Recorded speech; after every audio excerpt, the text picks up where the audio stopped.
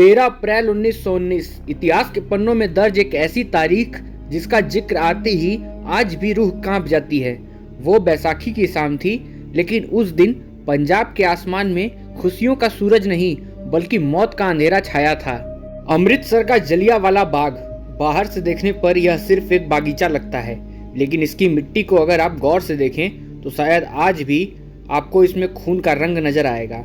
यह वो जगह है जहां ब्रिटिश हुकूमत ने अपनी क्रूरता की सारी हदें पार कर दी थी। 10 मिनट 1650 राउंड गोलियां और हजारों निहत्थे मासूम लोग। न किसी के हाथ में हथियार था, न किसी के मन में हिंसा।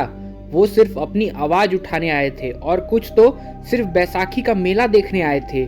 लेकिन जनरल डायर की बंदूक ने उस भीड़ को खामोश कर दिया। आज इस वीडियो में हम उस खौफनाक दिन की एक एक पल की कहानी जानेंगे। हम जानेंगे कि आखिरकार क्यों एक अंग्रेज अफसर ने अपने ही नागरिकों पर गोलियां चलवाईं, क्या थी वो साजिश, और कैसे इस घटना ने एक नए भारत को जन्म दिया और आज़ादी की लड़ाई में घी का काम किया। कहानी की शुरुआत उस गोलाबारी से नहीं बल्कि उससे 5 साल पहले होती है। साल था 1914। दुनिया में पहला विश्व युद्ध हो चुका था। ब्रिटेन मुश्किल में था, उसे सैनिकों की जरूरत थी और उसकी नजर पड़ी अपने सबसे बड़े गुलाम देश भारत पर। उस समय महात्मा गांधी और बाल गंगाधर तिलक जैसे नेताओं को लगा कि अगर इस मुश्किल वक्त में अंग्रेजों का साथ देंगे तो शायद युद्ध के बाद वो खुश होकर हमें स्वराज या आज़ादी दे देंगे। भारतीयों ने दिल खोलकर मदद की। 13 लाख भारतीय सैनिक समंदर पार लड़ने गए, हजारों ने अपनी जान दी। 1918 में युद्ध खत्म हुआ, ब्रिटेन जीत गया। भारतीय सैनिक जब घर लौटे तो उनकी आंखों में उम्मीद थी कि अब हमें इनाम मिलेगा, अब हमें इज्जत से जीने का मौका मिलेगा। लेकिन अंग्रेजों ने इनाम के बदले धोखा दे दिया। अंग्रेज डरे हुए थे। उन्हें लग रहा था कि युद्ध के बाद भारत में रूस जैसी क्रांति हो सकती है। इसलिए भारतीयों को अधिकार देने के बजाय उन्होंने उनकी गर्दन पर एक और कानून का शिकंजा कस दिया। सर सिडनी रॉलेट के अध्यक्षता में एक कानून पास हुआ। कानून का नाम था रॉलेट्स एक्ट। इस कानून का मतलब समझना जरूरी है। रॉलेट एक्ट पुलिस को यह ताकत देता था कि वो किसी भी भारतीय को सिर्फ शक के आधार पर गिरफ्तार कर सकता है। न कोई मुकदमा चलता, न कोई गवाही होती।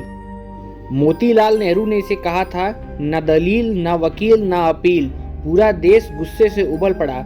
महात्मा गांधी ने इसके खिलाफ सत्याग्रह का ऐलान कर दिया। उन्होंने देशवासियों से कहा कि हम शांति से, अहिंसा से इस कानून का विरोध करेंगे। लेकिन इस विरोध की आग सबसे तेज धधक रही थी पंजाब में। पंजाब, जिसने युद्ध में सबसे ज़्यादा सैनिक दिए थे, वो अब सबसे ज़्यादा ठगा हुआ महसूस कर रहा था। अमृतसर, लाहौर और गुजरांवाला में लोग सड़क पर उतर गए थे और यहीं से अंग्रेजों के मन में पंजाबियों के लिए नफरत और डर जन्म लेने लगी। अमृतसर में इस आंदोलन की कमान 2 युवा नेताओं ने हाथ में ली, डॉक्टर सफेद्दीन और डॉक्टर सत्यपाल। मजे की बात यह थी कि एक मुसलमान थे और एक हिंदू, लेकिन अमृतसर की जनता इन दोनों को राम और लक्ष्मण की जोड़ी मानती थी। 9 अप्रैल को रामनवमी के दिन हिंदू और मुसलमानों ने एक ही बर्तन में पानी पीकर एकता की ऐसी मिसाल पेश की जिसने ब्रिटिश डिप्टी कमिश्नर को हिला दिया। अंग्रेज समझ गए थे कि अगर यह हिंदू और मुस्लिम की एकता तोड़ी नहीं गई तो उनकी हुकूमत हिल जाएगी। 10 अप्रैल की सुबह धोखे से इन 2 नेताओं को गिरफ्तार करके शहर के बाहर भेज दिया गया। जैसे ही यह खबर शहर में फैली तो अमृतसर का सब्र टूट गया। हजारों लोग डीसी के दफ्तर के बाहर आ गए। वो सिर्फ यह पूछना चाहते थे कि उनके नेता कहाँ हैं, लेकिन जवाब में पुलिस ने उन पर गोलियां चला दी। 20 से ज़्यादा लोग मारे गए। अपने भाइयों की लाशें देखकर वो शांतिपूर्वक भीड़ एक हिंसा में बदल गई।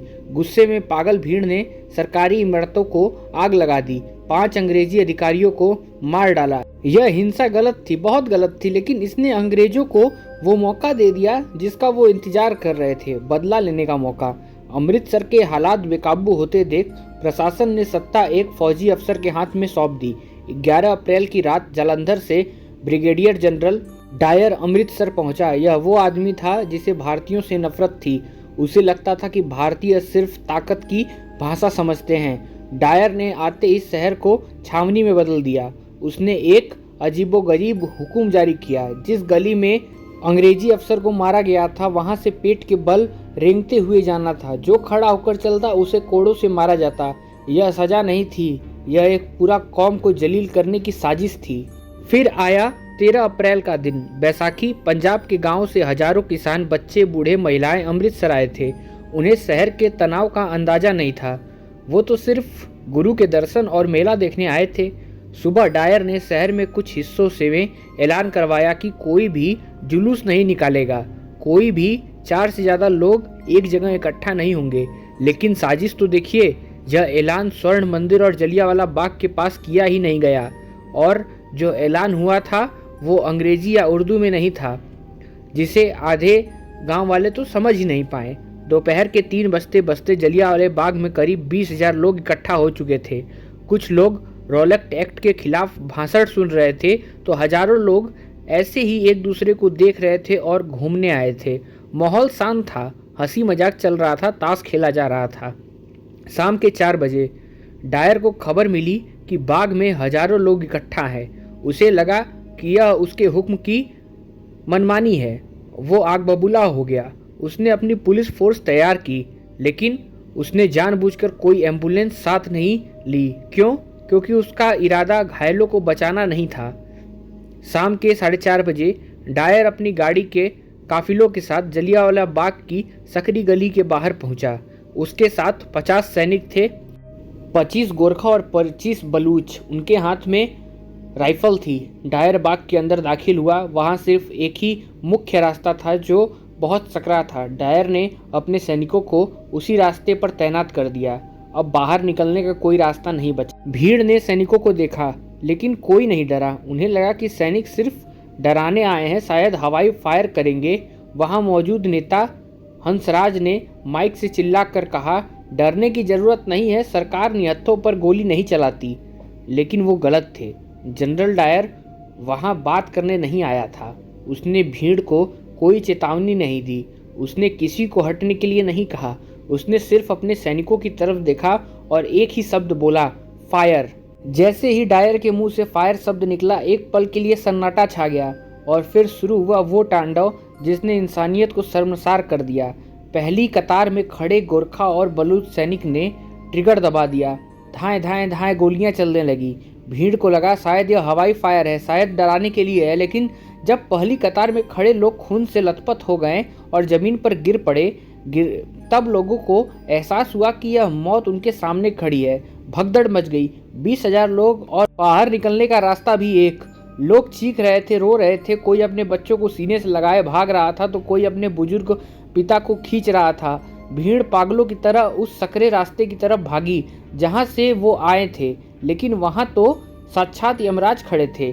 डायर ने सैनिकों को उसी गेट पर तैनात कर रखा था। जो भी वहां आता गोलियों से छलनी हो जाता। डायर बहुत शांत था। वो अपनी जीप के पास खड़ा होकर सब देख रहा था। उसने देखा कि लोग दीवारों की तरफ भाग रहे हैं। हजारों लोग उस 10 फीट ऊंची दीवार पर चढ़कर अपनी जान बचाने की कोशिश कर रहे थे।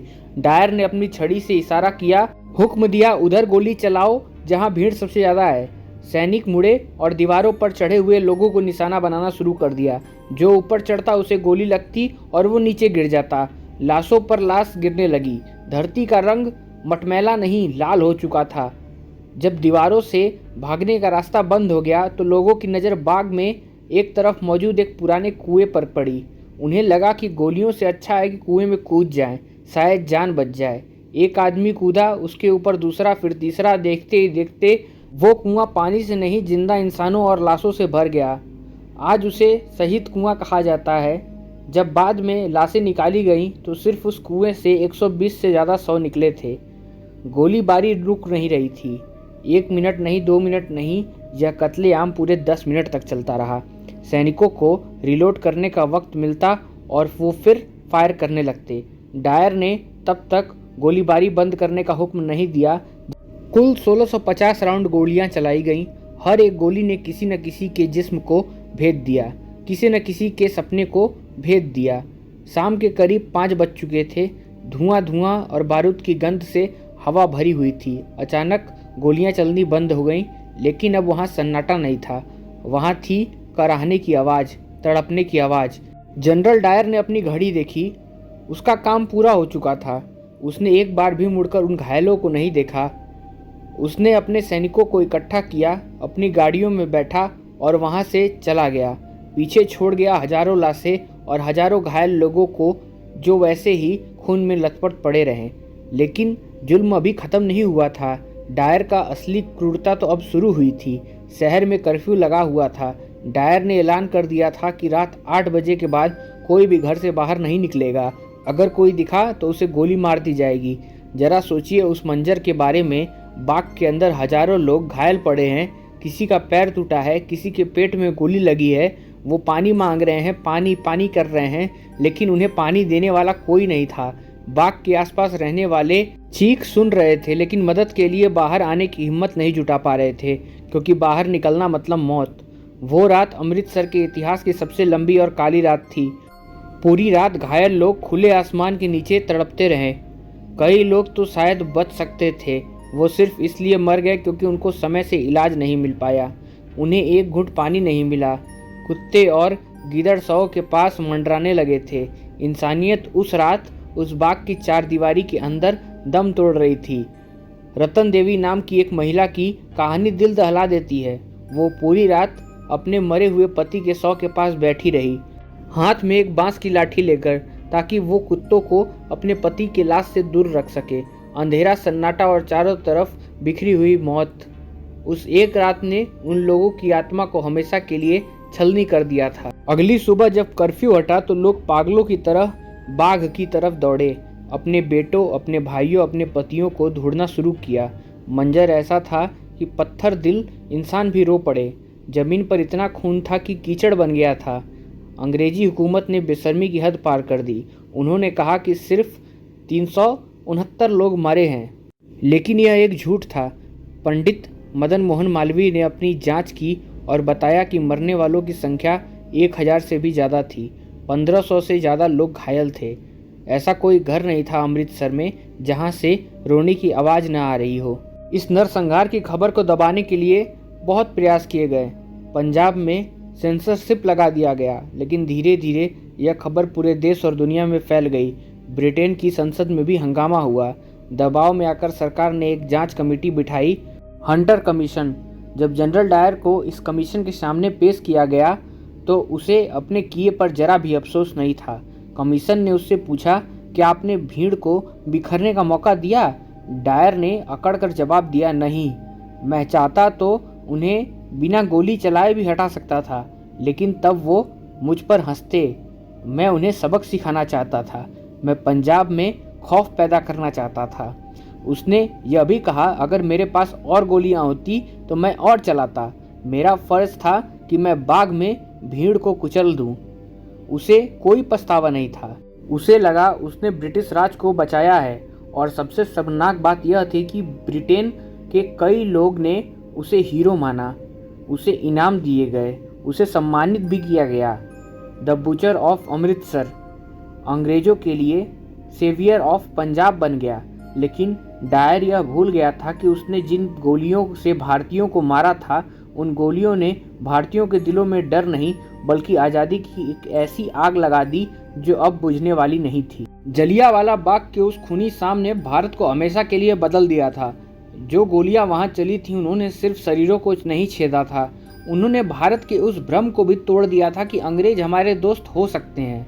अब तक महात्मा गांधी और कांग्रेस को लगता था कि बातचीत से आज़ादी मिल सकती है, लेकिन इस हत्याकांड के बाद सबका मन बदल गया। रविंद्रनाथ टैगोर, जिन्हें अंग्रेजों ने सर या नाइटहुड की उपाधि दी थी, उन्होंने गुस्से में वो उपाधि वापस लौटा दी। लेकिन पंजाब की मिट्टी में एक ऐसा बीज बोया जा चुका था जो 21 साल बाद एक वट वृक्ष बनने वाला था। उस दौरान एक अनाथ बच्चा था, शेर सिंह, जिसे दुनिया बाद में सरदार उधम सिंह के नाम से जानने वाली थी। कहा जाता है कि उस दिन उधम सिंह वहां मौजूद थे। उन्होंने अपनी आंखों से अपने लोगों को मरते हुए देखा। उन्होंने उस बाग की खून से सनी मिट्टी को अपने हाथ में उठाया और माथे से लगाया। उस दिन उन्होंने रोने के बजाय एक कसम खाई, कसम उस जनरल से बदला लेने की जिसने उनके लोगों को मार दिया था। जनरल डायर को तो बाद में बीमारी के चलते मौत मिली, लेकिन असली गुनाहगार अभी भी जिंदा था, माइकल ओ डायर। यह वो आदमी था जो उस वक्त पंजाब का गवर्नर था। यह वही था जिसने डायर को अमृतसर भेजा था, और यह वही था जिसने हत्याकांड के बाद डायर को टेलीग्राम भेजकर कहा था तुम्हारे एक्शन सही हैं, हम तुम्हारे साथ हैं। उधम सिंह ने बदला लेने के लिए 21 साल इंतजार किया। सोचिए 21 साल वो अलग अलग देशों में भटकते रहे, मजदूर बने, मैकेनिक बने, लेकिन उनका लक्ष्य सिर्फ एक था, लंदन पहुंचना। 1940 में आखिर वो वक्त आ गया। उधम सिंह लंदन पहुंच चुके थे। वो अपनी जैकेट में एक रिवॉल्वर और एक किताब लेकर घूमते थे। किताब के पन्नों को काटकर उन्होंने बंदूक छुपा रखी थी। 13 मार्च 1940 लंदन का कैक्सटन हॉल, वहाँ एक मीटिंग चल रही थी। माइकल ओ डायर वहाँ मौजूद थे। भारत में किए गए अपने कामों का गुणगान कर रहे थे। उसे जरा भी अंदाजा नहीं था कि उसकी मौत उसी हॉल में बैठी है। जैसे ही मीटिंग खत्म हुई, उधम सिंह अपनी सीट से उठे। वो धीरे धीरे ओ डायर के तरफ बढ़े। उन्होंने अपनी रिवॉल्वर निकाली और एक के बाद एक गोलियां ओ डायर के सीने में उतार दी। माइकल ओ डायर वहीं ढेर हो गया। जलियांवाले बाग का बदला पूरा हुआ। उधम सिंह वहां से भागे नहीं, वो वहीं खड़े रहे। जब पुलिस ने उन्हें पकड़ा तो उनके चेहरे पर सुकून था। कोर्ट में जज ने उनसे पूछा कि उन्होंने ऐसा क्यों किया, तो उधम सिंह ने शेर की तरह दहाड़ते हुए कहा, मैंने यह इसलिए किया क्योंकि मुझे उनसे नफरत थी। वो इसी लायक था। उसने मेरे देश की रूह को कुचला था। 21 साल से मैं इस बदले की आग में जल रहा था। आज मैं खुश हूँ कि मैं अपना फर्ज पूरा किया। 31 जुलाई 1940 को सरदार उधम सिंह को लंदन में फांसी दे दी गई। वो हंसते हंसते फांसी के फंदे पर झूल गए। एक और शहीद भारत माँ की गोद में सो गया। आज 100 साल से ज़्यादा बीत चुके हैं। अगर आप आज भी अमृतसर जाएंगे और जलियांवाला बाग में कदम रखेंगे तो आपको एक अजीब सी शांति महसूस होगी। लेकिन वहाँ की दीवारें और ईंटें आज भी चीख चीख कर गवाही देती हैं। उन पर बने गोलियों के निशान आज भी वैसे ही हैं। वो शहीद कुआं आज भी मौजूद है। यह जगह सिर्फ एक स्मारक नहीं है, यह एक मंदिर है। यह हमें याद दिलाता है कि हमारी आज़ादी किसी तोहफे में नहीं मिली। यह आज़ादी भगत सिंह, उधम सिंह, चंद्रशेखर आज़ाद और जलियांवाला बाग में शहीद हुए उन हजारों नाम अनाम लोगों की खून की कीमत है। जब भी हम भारत का तिरंगा लहराता हुआ देखते हैं तो हमें उन 1650 गोलियों को नहीं भूलना चाहिए। हमें उस 13 अप्रैल को नहीं भूलना चाहिए, क्योंकि वो सिर्फ मरे नहीं थे, वो अमर हुए थे ताकि हम और आप खुली हवा में सांस ले सकें। जलियांवाला बाग के शहीदों को हमारा सत सत नमन। जय हिंद, जय भारत। अगर आपको भारत के इतिहास की यह कहानी पसंद आई और अगर आपके रोंगटे खड़े हुए तो इस वीडियो को शेयर जरूर करें, ताकि हमारी आने वाली पीढ़ी को पता चले कि आज़ादी की कीमत क्या होती है। मैं हूं आपका होस्ट और मिलूंगा आपसे अगली वीडियो में एक और अनसुनी कहानी के साथ। वंदे मातरम।